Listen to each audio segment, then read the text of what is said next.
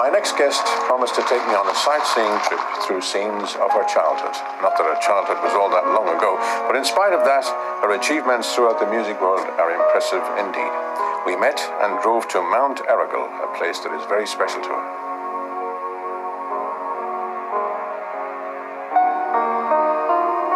I know that in your early days, and when you went to boarding school and all that, this had a special meaning for you, this particular spot, didn't it? Mm-hmm.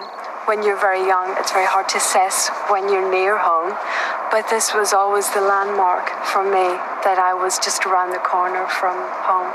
It's special here, and it's so peaceful, and it's the only place where I can actually come back to that I just forget about work. And that's really important, as you know yourself. Do you feel that your music sort of reeks of this kind of thing? This would have influenced me, definitely. Now, so many people, their childhood is something they can quite easily forget about, really. It's a part of their life. You say, what was your childhood? Oh, it was okay.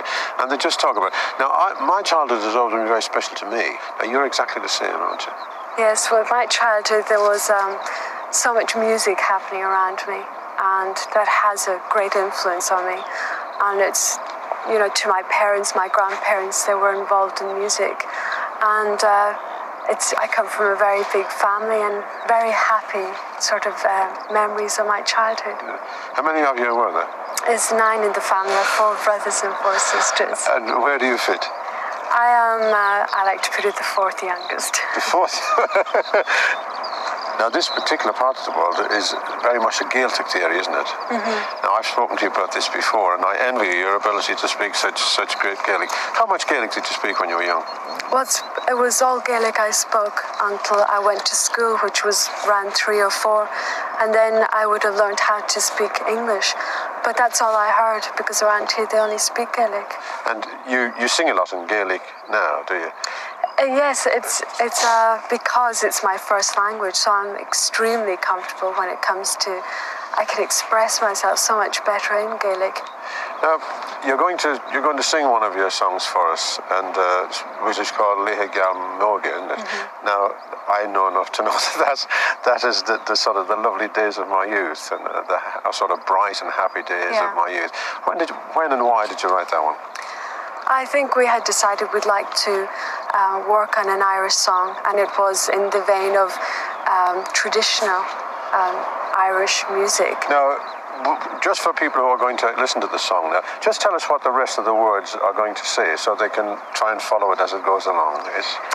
Well, it's basically written in a lament form.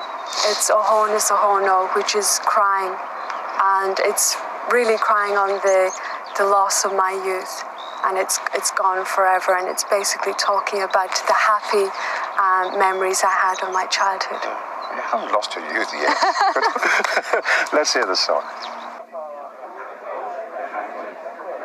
Well, we've just broken our little journey to pop in at a place called Leo's Tavern. Leo happens to be Enya's dad, and he's sitting here with us. Lovely to see you, Leo. Delighted to meet you. Because I've just discovered, actually, that chatting with Leo, that way back in the late 40s, I was on the old dance band circuit around this country, and I used to come and play at the local little church hall here down the road, and in many of the villages around here. And you were on the dance band circuit in those days too? Yeah, that's right. Yeah, we had a dance band here, an all-family dance band. My father, my mother, my brothers, and my sister and myself.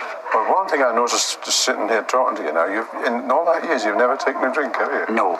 Well, that's a brave thing, because it's not easy to spend your life in dance bands and not taking a drink. I know. Now, in those days, in places like this, and where I come from, music was very much part of a community thing. We used to go to little functions and get together and make music together. I know people do that today as well, but we didn't have television, and we didn't have a lot of diversions, as they say. Even radios. Now, was there a very close-knit community here when you were young? It was very much so, especially with the family. It was a very big family, and because of Mommy and Daddy being involved in music, it was inevitable that we would get involved in music. And I can always remember sort of being entered for Féisciní Ceáil when I was very young, and it was just inevitable for me that I would want to study music and carry it through. As my I better career. explain what Feis Ceáil is, in Yes. case anybody doesn't know. And it's a festival that they have in Ireland. It's like a local festival.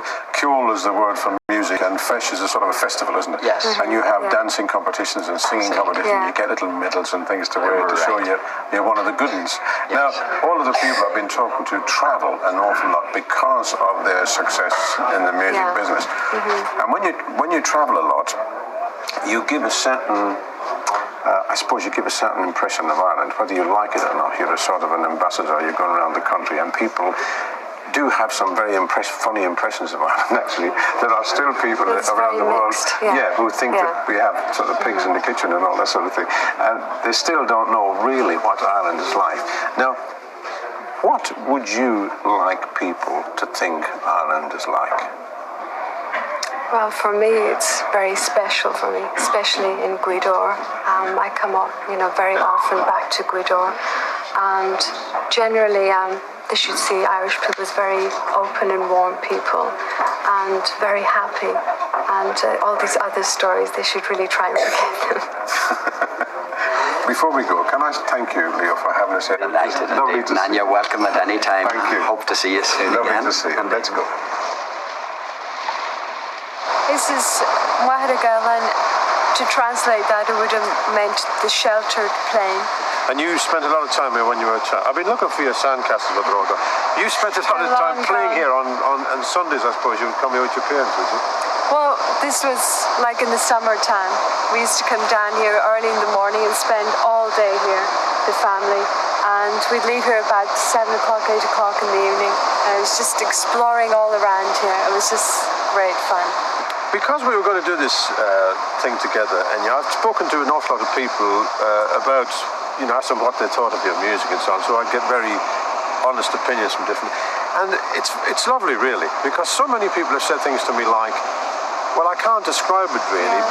but when I'm feeling terribly fed up or depressed or anything, I just put one of her albums on, and it has the most lovely soothing effect on me. Now, you must get that a lot, do you? That is it seems to be to a lot of people, they want to conjure up their own emotions and their own imagery with the music. And I think it's absolutely wonderful. People have said, quite unprompted, they say things like, I don't know, there's something lovely and warm and spiritual about it. It has that effect on me. Well, it's to do with the love I've had for voices, choral work, Gregorian chant. It's fascinating the way the voices can swell in and out. It's just wonderful. There's nothing else that can do that, really. When I was young, in the early days, I used to sing a lot of the Gregorian chants. Really? Oh yeah, I used to do it. Incredible. And I loved it so much. Yeah. And I still listen to it now, every now and again. And that's the same thing, you see. It has that sort of, I don't know, it pacifies me. It's like the voice can be used as an instrument. You can sing solo, but also it's just when you put layer upon layer of vocals like we work with it, it's just a blend. You don't really hear that this is 100 voices or 200 voices recorded. It's just an overall beautiful sound. Now, another thing about this place was the fact that you had a very, very close relationship with your grandparents, didn't you? Mm-hmm. And they were buried just near here. The Maragalan graveyard is just right beside here. And in the line of the song, the loss of comfort gone before is referring to them, because the beach attracts me to it. I love it. It makes me very happy. But now with my grandparents resting there, there's an element of sadness involved with being so happy to be back here. The song on your show, which you're going to do for us now, I didn't realise that you've done it several times. You've been filmed and talked about it to other people. But this is the first time you've come to the actual inspiration. This is really special for me because, this is what the song is about. It's about Maira Gahan standing on this beach, and it's a great opportunity to be here to sing the song.